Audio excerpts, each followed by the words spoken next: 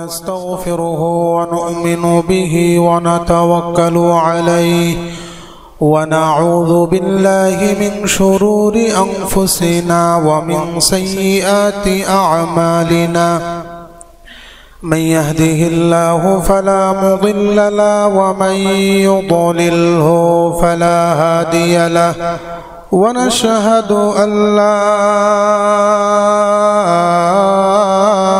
إله إلا الله الحي القيوم الذي لا تأخذه سنة ولا نوم ونشهد أن سيدنا وسندنا وحبيبنا وحبيب أرواحنا محمدا عبد الله ورسوله فقد قال الله تعالى في كلامه المجيد والفرقان الحميد أعوذ بالله من الشيطان الرجيم بسم الله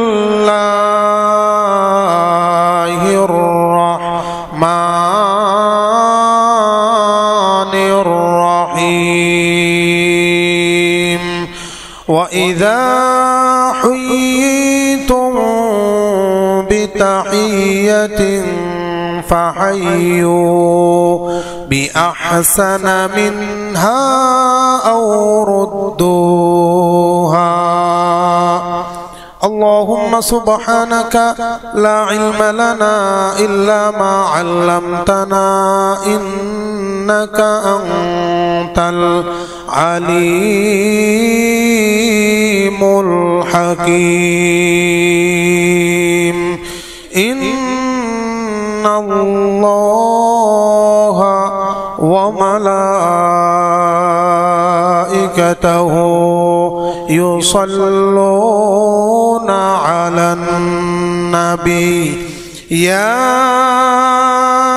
أيها الذين آمنوا صلوا عليه وسلموا تسليما اللهم صل على سيدنا ونبينا وشفيعنا وحبيبنا ومولانا محمد صلى الله تعالى عليه وعلى آله وأصحابه وبارك وسلم بلغ العلا كشف الدجى بجماله حسنت جميع خصاله صلوا عليه وآله مدينة مدينة مومنوں کا گنگنا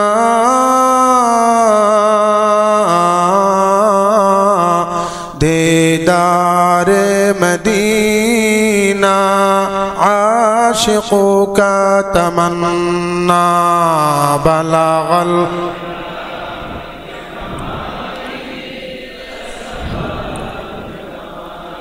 حسنت جميع خصاله صلوا عليه وآله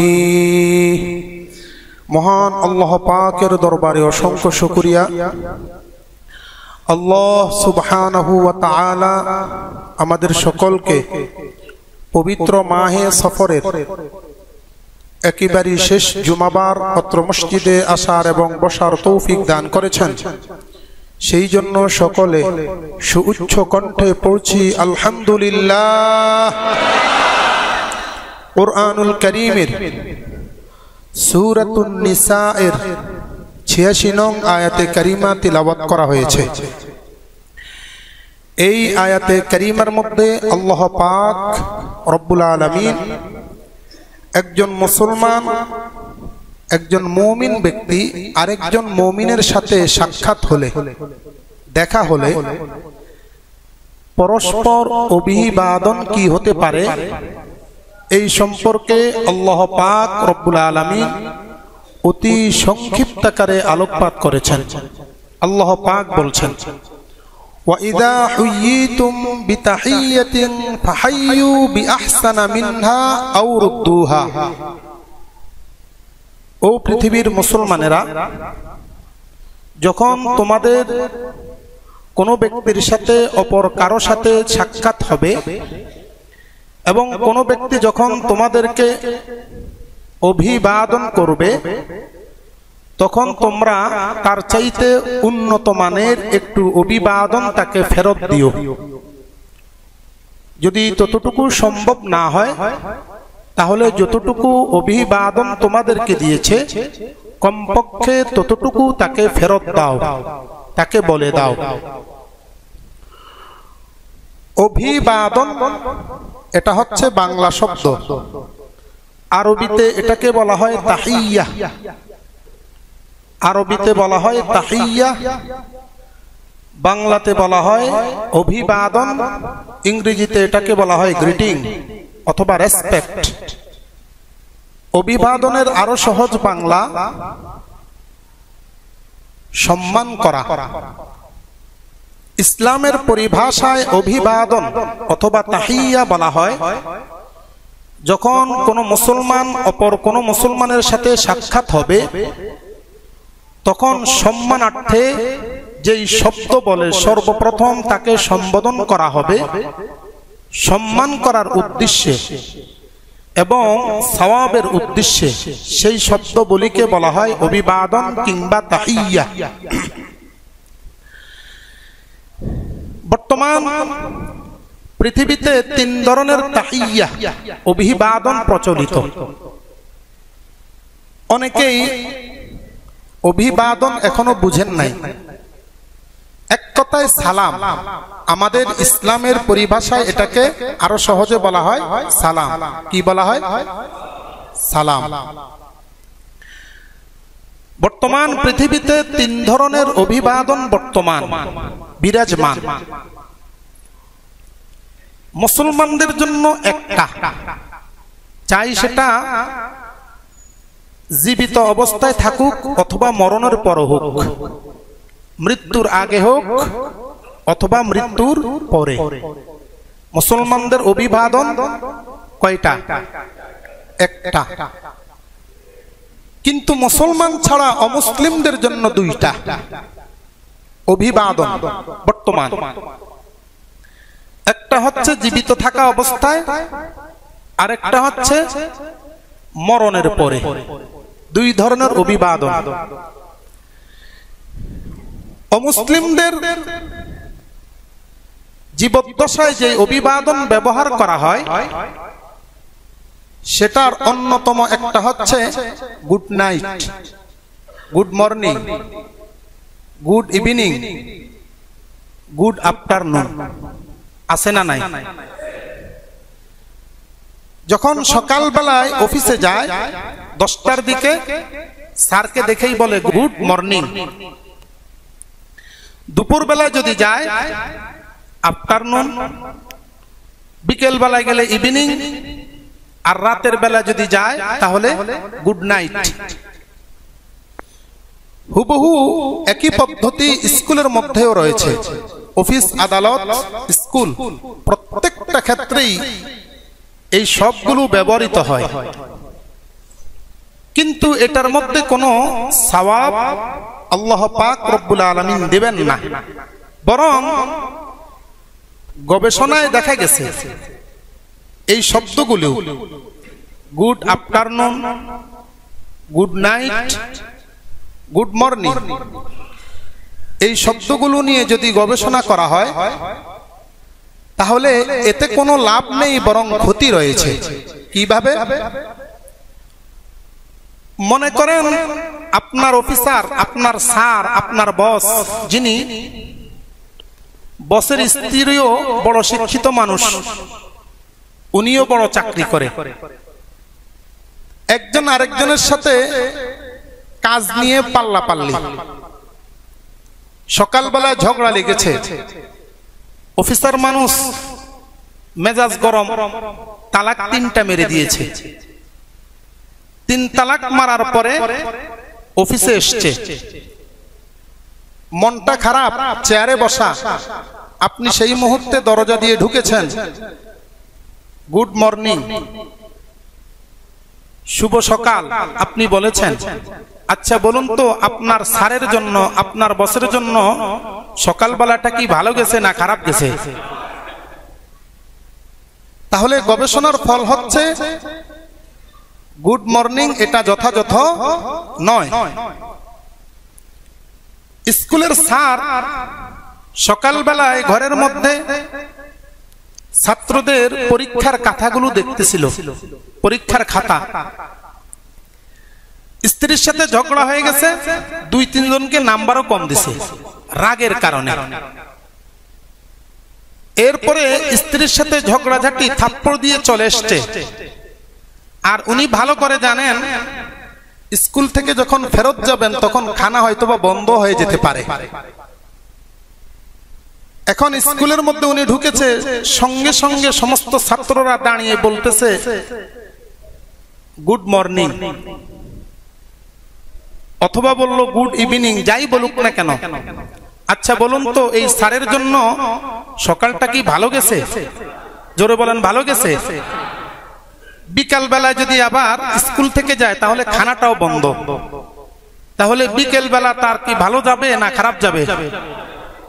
তাহলে আপনি বলেছেন গুড মর্নিং, তাহলে কথার সাথে বাস্তবতা এর কোনো মিল নাই, অতএব এটার মধ্যে কোনো কামিয়াবি নাই। এই অভিবাদন হচ্ছে জীবদ্দশা, দুনিয়াতে প্রচলিত। আরেকটা অভিবাদন হচ্ছে হাই। যদি লেভেলে চলাফেরা করে রাস্তায়, তাহলে বাম হাতটা উঁচু করে একটু নিয়ে হাই। আর যদি বাসে থাকে, উনি নিচে থাকেন, তাহলে একটু লাফ দিয়ে হাই। পারে না আকাশ ছোঁয়। এই হাই শব্দটিকে যদি আপনি ব্যবহার করেন তাহলে HI, হাই। এটাকে যদি আপনি ফার্সি অথবা উর্দু অথবা হিন্দুস্তানের ভাষায়, হিন্দি ভাষায় যদি এটাকে ট্রান্সলেট করেন, এর অর্থ হচ্ছে আফসোস। আর এটাকে যদি ইংলিশে ট্রান্সলেট করেন তাহলে HIG, হাই, অর্থ হচ্ছে উঁচু।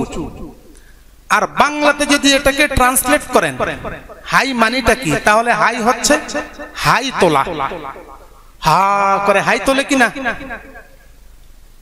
তাহলে এই যে দেখার সাথে অভিবাদন করা হয়েছে হাই। এবার আপনি যেই ভাষাভাষী হন না কেন, আমি যেহেতু বাঙালি মানুষ, আমি যখন তাকে হাই বলবো, এর অর্থ দাঁড়াবে ভাই তোমাকে দেখার পরে আমার হাই চলে এসছে। অথচ আল্লাহর হাবিব সাল্লাল্লাহু আলাইহি ওয়াসাল্লাম একটা হাদিসের মধ্যে বলেছেন, মুমিন ব্যক্তি যখন হাসি দেয় তখন সে বলবে আলহামদুলিল্লাহ, আর মুমিন ব্যক্তি যখন হাই তুলবে তখন বলবে লা হাওলা ওয়ালা কুওয়াতা ইল্লা বিল্লাহ। এর কারণটা কি? এর কারণটা সম্পর্কে মুফাসসিরিনে কারাম এবং মুহাদ্দিসিনে কারাম ব্যাখ্যা করেছেন। হাসিটা হচ্ছে জান্নাত থেকে আগত। কোন ব্যক্তি যখন হাসি দিবে তার শরীর থেকে আল্লাহ পাক রব্বুল আলামিন কেবলমাত্র আলহামদুলিল্লাহ বলার কারণে হাজার হাজার জীবাণু হাসির সাথে বের করে দেবে। আর যখন হাই তোলে, হাই তোলার সময় লা হাওলা ওয়ালা কুওয়াতা ইল্লা বিল্লাহ, এর অর্থটা কি? এর অর্থ হচ্ছে ওই মুহূর্তে শয়তান আপনাকে ধোঁকায় ফেলেছে, শরীরের মধ্যে দুর্বলতা ঢুকিয়ে দিয়েছে, যার কারণে দুর্বলতার বহির প্রকাশ হচ্ছে হাই তোলা। আল্লাহর হাবিব বলছেন শয়তান থেকে এই মুহূর্তে তুমি আল্লাহ পাকের কাছে পানা চাও, তাহলে আল্লাহ পাক রব্বুল আলামিন শয়তানের ওয়াসওয়াসা থেকে লা হাওলা বলার কারণে তোমাকে রক্ষার ব্যবস্থা করে দিবেন। তাহলে হাই এটা বলাটাও যথাযথ নয়, বিশ্লেষণে বোঝা যাচ্ছে এটা যথাযথ নয়। আরেকটা অভিবাদন আছে জীবদ্দশায়, হ্যালো বলে কিনা, কথা বলেন না কেন, হ্যালো এটাও আছে। হ্যালো শব্দটির অর্থ হচ্ছে হে, হে অমুক।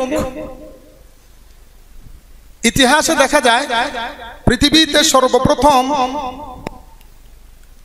ফোন যিনি আবিষ্কার করেছেন, টেলিফোন, তার নাম হচ্ছে বিজ্ঞানী আলেকজান্ডার গ্রাহাম।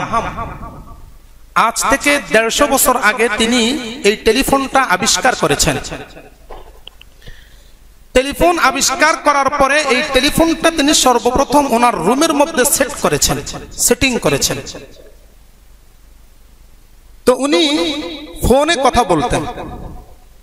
তো সর্বপ্রথম উনি যখন কারো কাছে ফোন দিয়েছেন, যেহেতু নিজের আবিষ্কার, এখন কথা বলতে হবে, ট্রাই করতে হবে, এই জন্য তিনি কল করেছেন একজনের কাছে।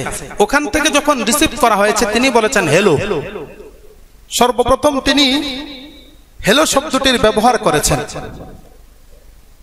এই হ্যালো শব্দটি তারপর থেকেই, যেহেতু তিনি এটা জবান দিয়ে বলেছেন, এরপর থেকে লোকজনে শব্দটা ব্যবহার করা শুরু করেছে হ্যালো। হ্যালো শব্দটির অর্থ হচ্ছে হে, অর্থাৎ উনি ওনার উদ্দেশ্য ছিল, যেহেতু আমি আবিষ্কার করেছি টেলিফোন আর বলতেছি হ্যালো, এর অর্থ হচ্ছে আমি টেলিফোনকে উদ্দেশ্য করে হ্যালো শব্দটির ব্যবহার করেছি। তাহলে এটাকে যদি আমি বিশ্লেষণ করি অথবা গবেষণা করি, তাহলে এর মধ্যেও কোনো ধরনের ফায়দা নেই। ফায়দা আছে? নাই। এটা হলো জীবদ্দশায় অমুসলিমদের প্রথম অভিবাদন, 3টা। আর মরণের পরে আরেকটা অভিবাদন আছে তাদের। সেটা কি? সেটা হচ্ছে নীরবতা অবলম্বন করা।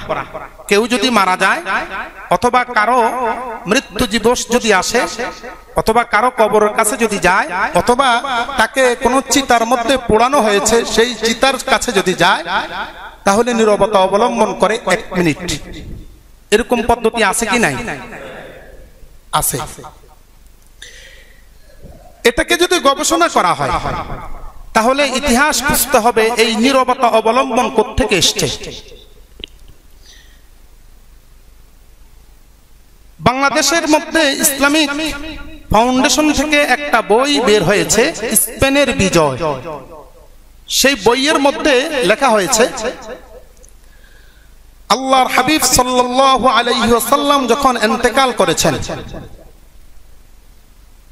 হযরত ওমর ইবনুল খাত্তাব রাদিয়াল্লাহু তাআলা আনহু অথবা 4 খলিফার কোন একজনের শাসন আমলে মুসলমানদের চিন্তায় আসলো আমরা স্পেন বিজয় করতে হবে, স্পেনের মধ্যে কালিমার পতাকা উড্ডীন করতে হবে। এই জন্য এই 4 খলিফার কোন একজন খলিফা হযরত তারিক বিন জিয়াদ, ওনাকে নিযুক্ত করেছেন সেনাবাহিনীর প্রধান। ওনার নেতৃত্বে একটা গ্রুপ স্পেন বিজয়ের জন্য কালিমা হাতে নিয়ে চলল। তো আরব কান্ট্রি থেকে যদি স্পেনে যেতে হয়, তাহলে স্পেনে যেতে হলে একটা নদী পার হতে হয়। নদীটার নাম আমার খেয়াল নেই, তবে নদীটা পার হতে হয়। ওই নদীটা আনুমানিক চওড়া ছিল কমপক্ষে 5 কিলোমিটার। আর ওই নদীর মধ্যে ছিল অনেক স্রোত, স্বাভাবিকভাবে জাহাজ চলাচল কষ্ট হয়ে যেত। 5 কিলোমিটার পানি ওভারটেক করে স্পেনে যেতে হবে, আবার সেখানের মধ্যে মারাত্মক স্রোত, কিভাবে যাবে? ইতিহাসের মধ্যে লেখা হয়েছে, তারিক বিন জিয়াদ সমস্ত মুসলমানদেরকে উদ্দেশ্য করে বক্তব্য দেওয়া শুরু করলো। ও মুসলমানেরা, আমরা তো কেবল আল্লাহ তাআলার জন্য নেমে এসেছি নিজের বাড়ি ঘর ছেড়ে। নিজের বাড়িঘর ছেলে আমরা স্পেন বিজয় করব, স্পেনের মধ্যে কালিমার পতাকা উড্ডীন করব আমাদের উদ্দেশ্য। আমরা তো মৌতকে ভয় পাই না। মুসলমান কখনো মৌতকে ভয় করতে পারে নাকি? জোরে বলেন, পারে নাকি? মুসলমান কখনো মৌতকে ভয় করতে পারে না। অমুসলিম যারা তারা মৌতকে ভয় পায়। আমাদের দেশে কয়েকজন নাস্তিক মৃত্যুর আগে বলেছিলেন, আমি দুনিয়ার মধ্যে সবচাইতে বেশি যেই জিনিসটাকে ঘৃণা করি সেটা হচ্ছে মৌত। অথচ আল্লাহর নবী মুহাম্মদুর রাসূলুল্লাহ সাল্লাল্লাহু আলাইহি ওয়াসাল্লাম মিশকাতুল মাসাবিহ নামক হাদিসের কিতাবুল জানায়েজ অধ্যায়ের মধ্যে একটা হাদিস এসেছে। হযরত আবু হুরায়রা তিনি বর্ণনা করেন, হাদিয়াতুন আল মাউতু হাদিয়াতুন লিল মুমিনিন, মুমিন ব্যক্তির জন্য মৌতটা হলো একটা হাদিয়া স্বরূপ। কেন কেন? এর কারণটা হলো মুমিন ব্যক্তি হলো ঈমানদার, যেতে হবে জান্নাতে, তার বাড়ি হচ্ছে জান্নাত। দুনিয়ার ক্ষণস্থায়ী বাড়িটা তার নয়, বরং চিরস্থায়ী বাড়িটা হচ্ছে জান্নাত। যেহেতু সে জান্নাতে যাবে, বাড়িতে যাওয়ার জন্য মানুষের মনটা একটু উদ্গ্রীব থাকে, আর মুমিন যেহেতু তার মনটা উদ্গ্রীব থাকবে, এটাই স্বাভাবিক। ইন্তেকালের পরে মুমিন ব্যক্তি সোজা আল্লাহর জান্নাতে চলে যায়। এই জন্য মৌতটা হলো তার জন্য হাদিয়া। হাদিয়াটা হাতে পাওয়ার সাথে সাথে মৃত্যুটা তার কাছে আসার সাথে সাথে আল্লাহ রাব্বুল আলামিন একটা গ্রুপ ফেরেশতাদেরকে পাঠান, ও ফেরেশতারা আমার বান্দা চলে এসেছে, দেরি করো না, আমার বান্দাকে ইল্লিয়িন নামক স্থানের জান্নাতে পৌঁছায়া দাও। এই জন্য তারিক বিন জিয়াদ রহমতুল্লাহি আলাইহি তিনি বক্তব্য শুরু করে দিলেন, ও মুমিন, আমরা তো মৌতকে ভয় পাই না। আমরা মুমিন ঈমানদার মানুষ, আল্লাহর নবীর উম্মত, আমরা কখনো মৃত্যুকে ভয় পাইতে পারি না। মুমিনরা জিজ্ঞেস করলো, তাহলে আমাদেরকে কি করতে হবে? এক নম্বরে আল্লাহ তাআলার নাম জপ, আল্লাহ তাআলার উপর ভরসা করো, আল্লাহ তাআলার উপর পরিপূর্ণ ঈমান আনো। আমরা সকলে আল্লাহ তাআলার উপর ঈমান আনলাম, এবার কি করতে হবে বলেন? কয় দেখো, তাকিয়ে দেখো, জাহাজও নাই, নৌকাও নাই। যদি পানিতে নামি তাহলে নিঃসন্দেহে মারা যাব। 5 কিলোমিটার পানি ওভারটেক করতে হবে, মারা যাব। আমাদেরকে নৌকাও নাই, জাহাজও নাই, কিন্তু কালিমার পতাকা সেখানে উড্ডীন করতে হবে। তাহলে একটা কাজ করো, আল্লাহর উপর ভরসা করে ঘোড়াটা পানি দিয়ে চালিয়ে দাও। পানির গভীরতা কমপক্ষে 500 ফিট ছিল। আল্লাহর নাম নিয়ে পানির উপর দিয়ে ঘোড়াটা চালিয়ে দাও, প্রত্যেকে ঘোড়া চালিয়ে দাও, হয়তো মরণ, না হয় ওই পার। আল্লাহর কুদরত। তারিক বিন জিয়াদ রহমতুল্লাহি আলাইহির নেতৃত্বে সমস্ত মুমিনেরা, কিছু সংখ্যক সাহাবায়ে কেরাম ছিল, তাবিঈও ছিলেন, সকলে মিলে একসাথে ঘোড়াগুলো পানিতে নামিয়ে দিলেন। 5 কিলোমিটারের পানি মুহূর্তের মধ্যে বিনা কষ্টে তারা ওই পাড়ে উঠে গেল। ইতিহাস সাক্ষী, একজন সাহাবী অথবা একজন তাবিঈর সেখানে কোনো ক্ষতি হয় নাই, সুন্দর মতো উঠতে পেরেছে। কেবলমাত্র ঈমানটা তাদের ভিতরে পরিপক্ক ছিল, ঠিক কিনা বলেন? আল্লাহর কসম, হযরতে মূসা আলাইহিস সালাতু ওয়াস সালাম তিনি তার উম্মতদেরকেও নিয়ে নীল নদ, লোহিত সাগর পাড়ি দিয়েছিলেন, রাস্তা করে দিয়েছিলেন কে? তারিক বিন জিয়াদ আল্লাহর নবীর উম্মত ছিল, নবীও ছিলেন না, তেমন সাহাবীও ছিলেন না গুরুত্বপূর্ণ, কিন্তু ঈমানটা মজবুত, ঈমানটা মজবুত, ঈমানটা মজবুত হওয়ার কারণে তাওয়াক্কুল করেছেন আল্লাহ তাআলার উপর। স্পেনের মধ্যে কালিমার পতাকা উড্ডীন করার জন্য বিশাল নদী পার হয়ে গেছেন। আমরাও যদি আমাদের ঈমানটাকে পাক্কা করি, ঈমানটাকে সলিড করি, ঈমানটাকে শক্তিশালী করি, আল্লাহর কসম আমি গ্যারান্টি দিয়ে বলতে পারি, আমেরিকা নয়, রাশিয়া নয়, চীন নয়, কোন ব্যক্তি মুসলমানদের একটা পশমও নাড়াতে পারবে না। ঠিক কিনা বলেন? ঈমানটা আমাদের মজবুত নয়, ঈমানটা আমাদের পাক্কা নয়। এই জন্য চীনও আমাদেরকে মারে, আমেরিকাও আমাদেরকে মারে, এরপরে তেলাপোকা মায়ানমার পর্যন্ত মারে। ঠিক কিনা বলেন? তেলাপোকা আমেরিকার কাছে একেবারেই তুচ্ছ, আমেরিকার কাছে মায়ানমার একেবারেই তুচ্ছ। তেলাপোকা, এই তেলাপোকা পর্যন্ত আজকে মুসলমানদেরকে মারতেছে। কেবল একটাই কারণ, ঈমানটা আমাদের শক্তিশালী নয়। হযরতে তারিক বিন জিয়াদ, ওনার নেতৃত্বে ওই পাড়ে গেল, কালিমার পতাকা উড্ডীন করা হলো। 800 বছর দীর্ঘ ইতিহাস সংক্ষেপে বলছি। 800 বছর পর্যন্ত মুসলমানেরা সেখানে রাজত্ব কায়েম করেছে। এইদিকে খ্রিস্টানদের মাথা গরম, মুসলমানরা রাজত্ব চালাইতেছে, রাজত্ব হরণ করতে হবে।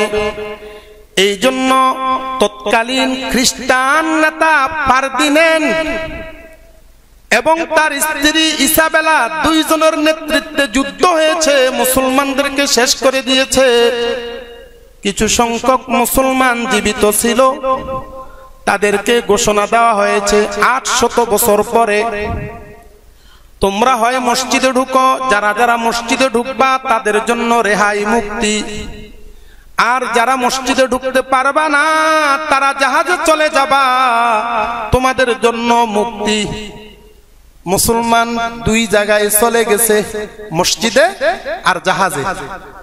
মসজিদ ভর্তি, জাহাজ ভর্তি।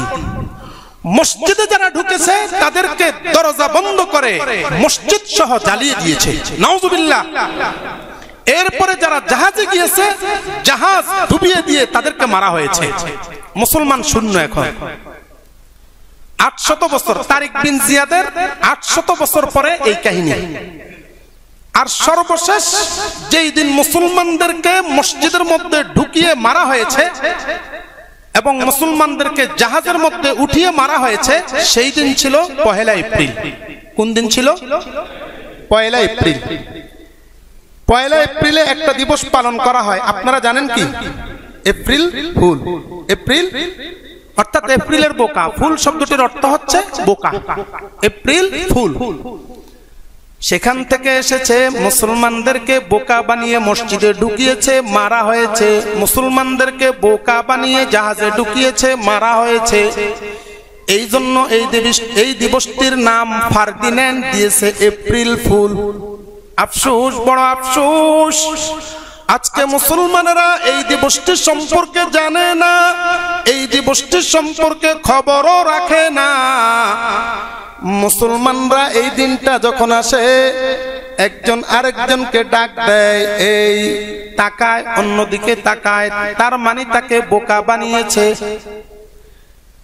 একজনকে খাবার পাঠায়, খাবার পাঠানোর পরে খাবারটা সে গ্রহণ করে, দেখে খালি। এপ্রিল ফুল পালন করতেছে। আমি সুস্পষ্টভাবে বলে দিতে চাই, যারা জানেন এপ্রিল ফুল কোত্থেকে এসছে, জানার পরে যদি কোনো মুসলমান ব্যক্তি এপ্রিল ফুল পালন করে, ওই ব্যক্তি সঠিক মুসলমান হতে পারে না। ঠিক কিনা বলেন? এই জন্য এটাকে পালন করা যাবে না। এইবার শেষ, মুসলমান সেখান থেকে শেষ। ফার্দিন্যান্ডের নেতৃত্বে এখন দেশ চলছে। ঘটনাক্রমে ফার্দিন্যান্ড কিছুদিন পরে মারা গেছে। এখন তার স্ত্রী বাকি আছে ইসাবেলা। ফার্দিন্যান্ড মারা গেছে, এখন বাকি আছে ইসাবেলা।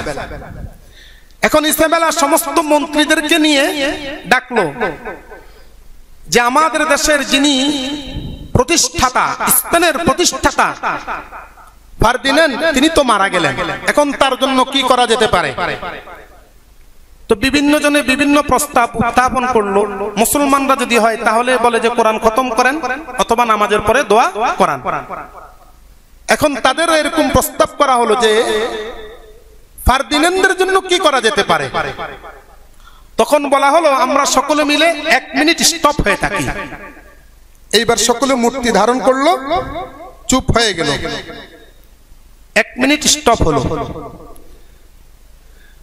ফার্দিন্যান্ড মারা যাওয়ার পরে তার জন্য শোক প্রকাশ করার জন্য 1 মিনিট নীরবতা অবলম্বন, এটা হচ্ছে খ্রিস্টানদের একটা চক্রান্ত অথবা খ্রিস্টানদের একটা প্রথা। এই প্রথাটা কখনো মুসলমানদের দেশে কার্যকারিতা আসতে পারে না, ঠিক কিনা বলেন? আফসোস আমাদের মুসলমানরা, বিশেষ করে যারা ইংরেজি শিক্ষিত, ওনারাও ওই যে আমি একটু আগে বলেছিলাম আপনাদের ওয়াজ কিন্তু ধারাবাহিকতা খেয়াল রাখতে হবে যে খ্রিস্টানদের ও মুসলিমদের অভিবাদন দুইটা, একটা হচ্ছে জীবদ্দশা আর একটা হচ্ছে মরার পর। মরার পরের অভিবাদন তারা সিলেক্ট করেছে এই ইসাবেলার পদ্ধতিটাকে। ইসাবেলার পদ্ধতি মুসলমানদের জন্য পালন করা জায়েজ হবে, অতএব এটা করা যাবে না। 2 নম্বর পদ্ধতি গেল। এইবার আসেন মুসলমানদের অভিবাদন। মুসলমানদের অভিবাদন কি হতে হবে? আল্লাহ রাব্বুল আলামিন আজকে তেলাওয়াতে কারিমার মধ্যে বলে দিয়েছেন, ওয়া ইযা হুয়িতুম বিতাহিয়্যাহ ফাহাইয়ু বিআহসানা মিনহা আও রুদ্দুহা ইন্নাল্লাহা কানা আলা কুল্লি শাইইন হাসিবা। কারোর সাথে যখন দেখা হবে সেই ব্যক্তি যদি তোমাকে অভিবাদন করে তাহলে হুবহু অভিবাদনটা ফেরত দাও, বলে দাও, অথবা তার চাইতে উত্তমটা বলে দাও। এখন মুসলমানদের অভিবাদন কি হবে? সূরা আনআমের 54 নম্বর আয়াতে কারীমার মধ্যে আল্লাহ রাব্বুল আলামিন বলতেছেন, ওয়া ইযা জাআকাল্লাযীনা ইউমিনুনা বিআয়াতিনা ফাকুল সালামুন আলাইকুম। ও নবী, যেই সমস্ত লোকেরা কোরআনের উপর বিশ্বাস করে, ও নবী, যেই সমস্ত লোকেরা আমি আল্লাহ তাআলাকে এক মানে, যেই সমস্ত লোকেরা মুসলমান, যেই সমস্ত লোকেরা মুমিন, ওরা যখন আপনার দরবারে আসবে অভিবাদন হিসেবে আপনি তাদেরকে বলে দেন আসসালামু আলাইকুম ওয়া রাহমাতুল্লাহ। সুবহানাল্লাহ। তাহলে মুসলমানদের অভিবাদন হবে আসসালাম, সালাম হবে মুসলমানদের অভিবাদন। আর মুসলমানদের এই অভিবাদনের ইতিহাসটা কি? আল্লামা ইবনু কাসির রাহমাতুল্লাহি আলাইহি আল বিদায়া ওয়ান নিহায়া নামক কিতাবের প্রথম খণ্ডে বাবু হায়াতি আদম আলাইহিস সালাতু ওয়াস সালাম নামক অধ্যায়ের মধ্যে তিনি উল্লেখ করেছেন, আল্লাহ রাব্বুল আলামিন সর্বপ্রথম হযরতে আদম আলাইহিস সালাতু ওয়াস সালামকে সৃষ্টি করেছেন। সালামের ইতিহাস খেয়াল রাখবেন। তিনি বলতেছেন আদম আলাইহিস সালাতু ওয়াস সালামকে সৃষ্টি করা হলো। আদম আলাইহিস সালাতু ওয়াস সালামের বডিটা দাঁড়ানো। এইবার আল্লাহ তাআলা রূহ সঞ্চার করবেন, রূহ দান করবেন, রূহটা দিলেন। আদম আলাইহিস সালাতু ওয়াস সালাম এইভাবে সোজা দাঁড়ানো, চোখটা বন্ধ। যখন আল্লাহ তাআলা রূহটা দিলেন, চোখটাকে এইভাবে খুললেন। খোলার পরে সর্বপ্রথম আরশে আজিমের দিকে তিনি নজর দিলেন। আরশে আজিমের মধ্যে নজর দেওয়ার পর জবান থেকে সর্বপ্রথম তিনি যেই জিনিসটা উচ্চারণ করলেন, আসসালামু আলাইকুম ওয়া রাহমাতুল্লাহ। আল্লাহু আকবার। জবান থেকে সর্বপ্রথম আদম আলাইহিস সালাতু ওয়াস সালামের যেই বাক্যটা উচ্চারিত হলো সেটা হলো সালাম। নজর দেওয়ার পরে সর্বপ্রথম নজরে পড়লো আরশে আজিম। একটা দুর্বল হাদিস মুস্তাদরাকাতুল হাকিম নামক হাদিসের কিতাব আছে, ইমাম হাকিম রাহমাতুল্লাহি আলাইহি ওই কিতাবের মধ্যে একটা হাদিস নকল করেছেন। আদম আলাইহিস সালাতু ওয়াস সালাম যখন আরশে আজিমের দিকে নজর করলেন, নজর করার পরে তিনি সর্বপ্রথম যেই জিনিসটা দেখলেন সেখানে একটা কালিমা লেখা। কি কালিমা? আল্লাহ তাআলার নামের পরে বিশ্বনবী মুহাম্মদুর রাসূলুল্লাহ সাল্লাল্লাহু আলাইহি ওয়াসাল্লামের নামটাও সেখানে লেখা ছিল। সুবহানাল্লাহ। আদম আলাইহিস সালাতু ওয়াস সালামের পবিত্র জবান থেকে সর্বপ্রথম যেই কালিমা বের হলো, যেই লফজ বের হলো সেটা হচ্ছে আসসালাম। তাহলে মুসলমানদের অভিবাদন সালামের একটা ইতিহাস রয়েছে। সর্বপ্রথম নবী, সর্বপ্রথম মানুষ, সর্বপ্রথম বাক্য সালাম। নূহ আলাইহিস সালাতু ওয়াস সালামকে আল্লাহ তাআলা সালাম দিয়েছেন, সালামুন আলা নূহ, সালামুন আলা ইব্রাহিম। ইব্রাহিম আলাইহিস সালাতু ওয়াস সালামকে সালাম দিয়েছেন। আবার আল্লাহ রাব্বুল আলামিন ইয়াহইয়া, যত নবী আছে কোরআনুল কারীমের মধ্যে আয়াতে আয়াতে বলে দিয়েছেন সালামুন আলা নূহ, সালামুন আলা ইদ্রিস, সালামুন আলা ইব্রাহিম।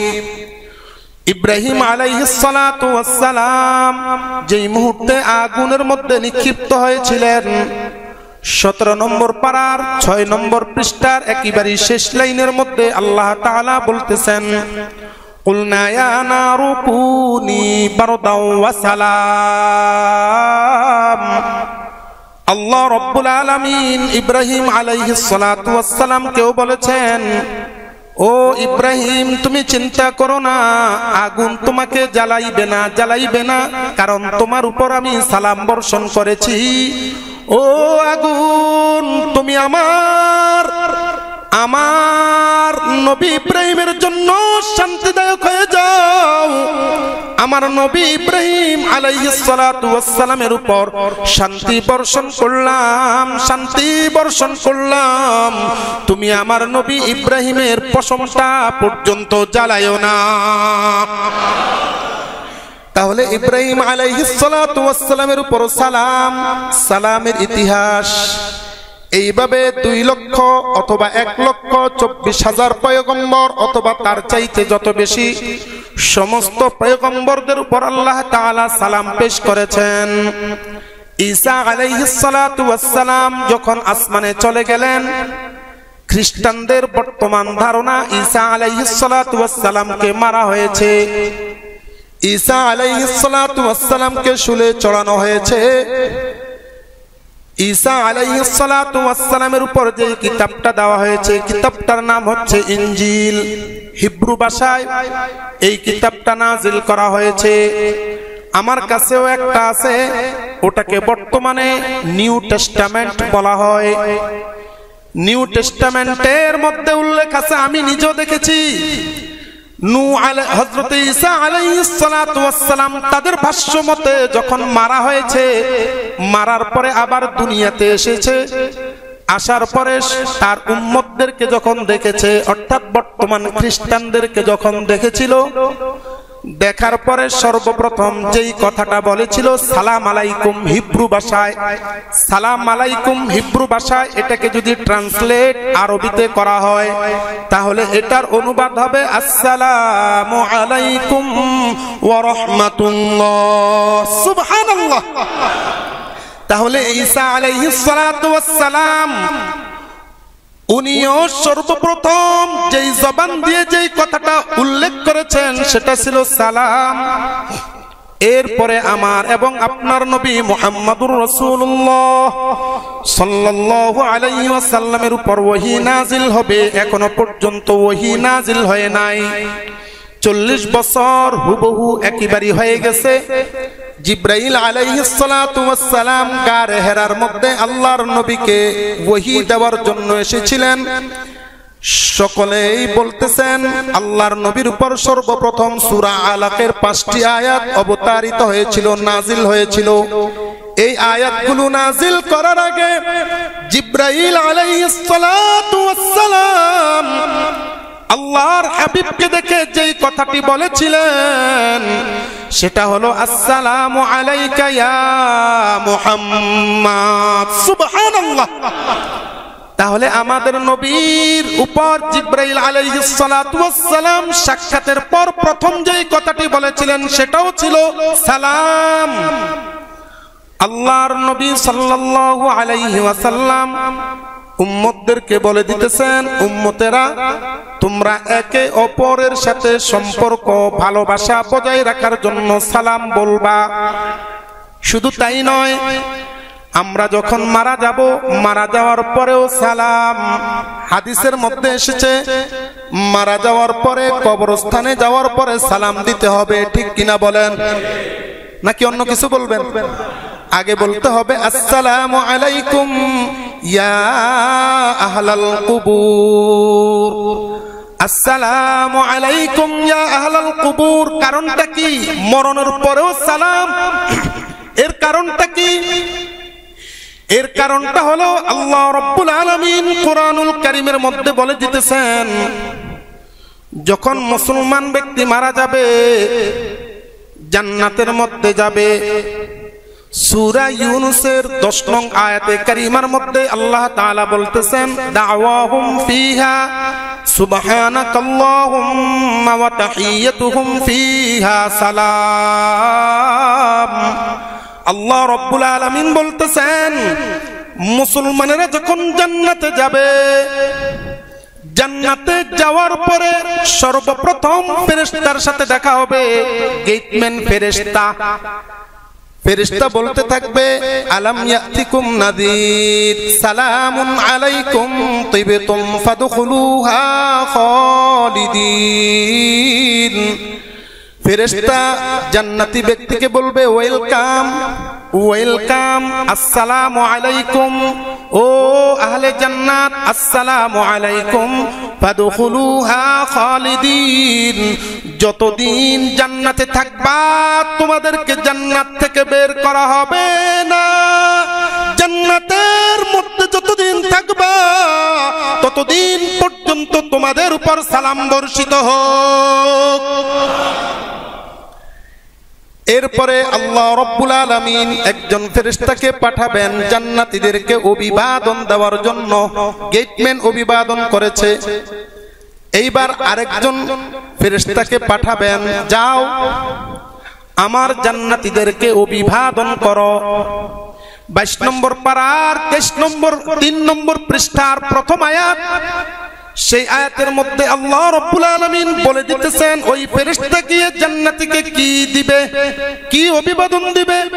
তাহিয়াতুহুম ইয়াওমা ইয়ালকাউনাহু সালাম ওয়া আ'আদ্দা লাহুম আজরান কারীমা। ওই ফেরেশতারা এসে বলবে, ও জান্নাতি, জান্নাতীরা তোমাদের জন্য আল্লাহ তাআলা জান্নাত ওয়াজিব করে দিয়েছেন। মনে রাখবা, মনে রাখবা, যতদিন পর্যন্ত তোমরা জান্নাতে থাকবা আল্লাহ রাব্বুল আলামিন এই মুহূর্তে আমাদের মাধ্যমে তোমাদেরকে অভিবাদন দিয়েছে, সালাম। সুবহানাল্লাহ। এরপরে সর্বশেষ আল্লাহ রাব্বুল আলামিন মুসলমানদেরকে জান্নাতের মধ্যে একটা অভিবাদন দিবেন। সেটা কি? সূরা ইয়াসিনের 23 নম্বর পারার 3 নম্বর পৃষ্ঠার 10 এবং 11 নম্বর লাইনের মধ্যে আছে, সালামুন কাওলাম মির রাব্বির রহিম। সূরা ইয়াসিনের মধ্যে আল্লাহ রাব্বুল আলামিন বলতেছেন, ও আমার ফেরেশতারা, আমার জান্নাতি বান্দারা জান্নাতে সকলে ঢুকে গেছে নাকি? ফেরেশতারা বলবে, আল্লাহ আপনার সমস্ত বান্দারা জান্নাতে প্রবেশ করে গেছে। আল্লাহ রাব্বুল আলামিন বলবেন, তাহলে এইবার তাদেরকে ঘোষণা দিয়ে দাও, দয়াময় আল্লাহ রাব্বুল আলামিনের পক্ষ থেকে আজীবনের জন্য তাদের উপর সালাম। আল্লাহর পক্ষ থেকে যদি সালাম হয় ওটা দামি না বেদামি? জোরে বলেন, দামি না বেদামি? জিব্রাইলের মাধ্যমেও আমাদেরকে সালাম পৌঁছাইলেন, আদম আলাইহিস সালাতু ওয়াস সালামের মাধ্যমে সালাম পৌঁছাইলেন, সমস্ত আম্বিয়ায়ে কেরামের মাধ্যমে আমাদেরকে সালাম শিখাইলেন, সর্বশেষ জিব্রাইলের মাধ্যমে, এরপরে ইন্তেকালের পরে গেটম্যান দারওয়ান, এরপরে ইন্তেকালের পরে জান্নাতের ফেরেশতা, এরপরে সর্বশেষ বান্দার উপর স্বয়ং আল্লাহ রাব্বুল আলামিন, যেই মালিককে দেখার জন্য সব সময় আমরা উদ্গ্রীব, যেই মালিককে দেখার জন্য সব সময় মনটা একেবারে পেরেশানে থাকে, স্বয়ং ওই মালিকের পক্ষ থেকে সালাম দেওয়া হবে। এটা কোনো জানতেন ব্যাপার না, এটা কেবলমাত্র তাকদীরের ফয়সালা হতে হবে। এই জন্য আল্লাহ রাব্বুল আলামিনের কাছে বেশি বেশি বলা, মাওলা রে তুমি মেহেরবানি করে আমরা অযোগ্য, যোগ্যতা দিয়ে তোমার জান্নাতি বানাইয়া দাও, আমিন। এই জন্য সালামের এত কদর। জীবদ্দশায়ও সালাম, মরণের পরেও কবরস্থানে যাব সালাম। যেহেতু জান্নাতের মধ্যে আল্লাহর পক্ষ থেকেও সালাম, এই জন্য মরণের পরে কবরস্থানে যাব, সেখানেও সালাম। আল্লাহর নবী মুহাম্মদুর রাসূলুল্লাহ সাল্লাল্লাহু আলাইহি ওয়াসাল্লাম হাদিসে পাকের মধ্যে ইরশাদ করেছেন, ইমাম ইবনু জারির আত-তাবারি রাহমাতুল্লাহি আলাইহি তিনি এই আয়াতের ব্যাখ্যায় লিখতে গিয়ে তিনি একটা হাদিস নকল করেছেন। আল্লাহর নবী সাল্লাল্লাহু আলাইহি ওয়াসাল্লামের দরবারে একটা লোক এসেছেন। আয়েশা বলতেছেন, আসসালামু আলাইকুম। আল্লাহর নবী বলেছেন, ওয়া আলাইকুমুস সালাম ওয়া রাহমাতুল্লাহ। এরপরে আবার আরেকজন এসে বলছেন, আসসালামু আলাইকুম ওয়া রাহমাতুল্লাহ। আল্লাহর নবী জবাবে বলেছেন, ওয়া আলাইকুমুস সালাম ওয়া রাহমাতুল্লাহি ওয়া বারাকাতুহু। তিন নম্বর আরেকজন এসে বলছেন, আসসালামু আলাইকুম ওয়া রাহমাতুল্লাহি ওয়া বারাকাতুহু। আল্লাহর নবী জবাবে দিয়েছেন কেবলমাত্র ওই তিনটাই, ওয়া আলাইকুমুস সালাম ওয়া রাহমাতুল্লাহি ওয়া বারাকাতুহু। একজন সাহাবী প্রশ্ন করে বসলেন, ইয়া রাসূলুল্লাহ, প্রথমে একজন সাহাবী একটা শব্দ বলেছেন, আপনি দুইটা বলেছেন, এর পরের জন দুইটা বলেছেন, আপনি তিনটা বলেছেন, কিন্তু তিন নম্বর ব্যক্তি তিনটা বলেছেন, আপনি কেন তিনটার বেশি বললেন না?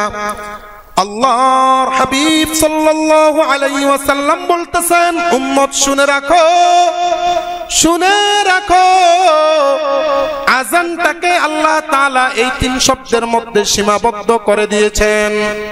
যেই ব্যক্তি এই তিনটা শব্দ ব্যবহার করবে, আল্লাহ রাব্বুল আলামিন ওই ব্যক্তির আমলনামায় 100 সওয়াব লিপিবদ্ধ করে দিবেন। শুধু তাই নয়, আমাদের আকাবির বুজুর্গানে কেরামের একটা কথা আছে, এটা হাদিসে নাই, তবে কথাটা আমলযোগ্য। সেটা হলো, আকাবিরিনে হযরত বলতেছেন, কোন ব্যক্তি যদি দৈনিক 20 জন ব্যক্তিকে সালাম দেয়, কয়জন ব্যক্তিকে? জোরে বলেন, কয়জন ব্যক্তি? 20 জন ব্যক্তিকে যদি সালাম দেয়, যদি সালাম দেয় আর ঘটনাক্রমে ওই লোকটা যদি মারা যায়, ওই রাত্রিতে মারা যায়, আল্লাহর হাবিব সাল্লাল্লাহু আলাইহি ওয়াসাল্লাম ওই ব্যক্তির জন্য কাল কিয়ামত দিবসে জান্নাতের শাফায়াতের ব্যবস্থা করে দিবেন। এই জন্য আসুন, good morning, good evening, good everything যা আছে সব কিছু বাদ দিয়ে হেলো এবং হাই ইত্যাদি যা কিছু আছে সব কিছু আমরা বাদ দেব। আমরা আজ থেকে ওয়াদা করি, মালিক যেই সালামের ব্যবহার আমাদের জন্য করেছেন, জান্নাতে যাওয়ার পরে সর্বশেষ যেই সালামটা মালিক আমাদেরকে দেবে, সারা জীবন ব্যাপী আমরা কেবলমাত্র ওই সালামকেই দুনিয়ার মধ্যে প্রচলন করব। রাজি আছেন নাকি? কারা কারা রাজি আছেন একটু হাত তুলে দেখেন। আল্লাহু আকবার। ও আল্লাহ, তুমি আমাদের সবাইকে কবুল করেন, আমিন। আর একটু জোরে বলেন, আমিন। প্রশ্ন অনেকগুলো জমা হয়ে গেছে, ওয়াজের কারণে বলতেও পারি না, সময় অনেক বেশি হয়ে গেছে। একটা প্রশ্নের জবাব দেই, আরো অনেকগুলো প্রশ্ন আমার ওখানে জমা হয়ে গেছে। একটা প্রশ্নের মধ্যে উনি প্রশ্ন করেছেন, দুইটা প্রশ্ন করেছেন। একটা প্রশ্ন করেছেন, আমরা যে তাওবা পড়ি, আস্তাগফিরুল্লাহাল্লাযী আস্তাগফিরুল্লাহ রাব্বী মিন কুল্লি যামবিন ওয়া আতুবু ইলাইহি লা হাওলা ওয়ালা কুওয়াতা ইল্লা বিল্লাহ, এর কোনো সহিহ হাদিস আছে কিনা দয়া করে জানাবেন। আসলে ইস্তেগফার সম্পর্কিত দুইটা এই দোয়া পাওয়া যায়। একটা হচ্ছে আস্তাগফিরুল্লাহ রাব্বী মিন কুল্লি যামবিন, আরেকটা হচ্ছে আস্তাগফিরুল্লাহাল্লাযী লা ইলাহা ইল্লা হুয়াল হাইয়ুল কাইয়্যুম। দুইটা কথা, মিন কুল্লি যামবিন, মির রব্বি মিন কুল্লি যামবিন আর আস্তাগফিরুল্লাহাল্লাযী, দুইটা কথা আমাদের সমাজে প্রচলিত। আমি অনেক ঘেটেছি হাদিসের কিতাবগুলো, আমি কোন হাদিসে আস্তাগফিরুল্লাহ রব্বি মিন কুল্লি যামবিন পাই নাই।